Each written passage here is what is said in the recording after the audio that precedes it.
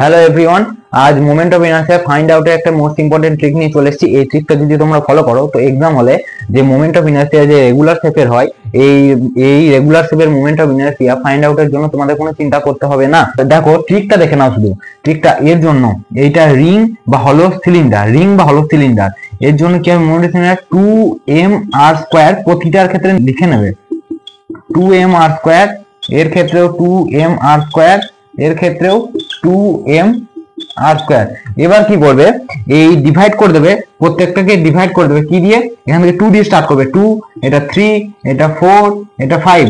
তাহলেই তোমাদের এই যে রেগুলার শেপ গুলো হয় এদের মোমেন্ট অফ ইনার্শিয়া চলে আসবে। এগুলো I সমান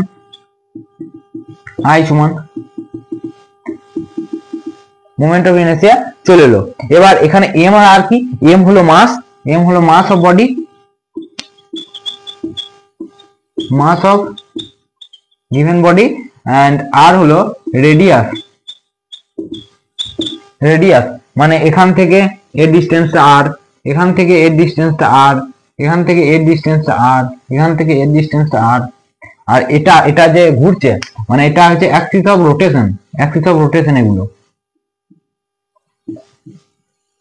তো এই ধরনের ট্রিক পেতে আমাদের চ্যানেলটিকে ফলো করো।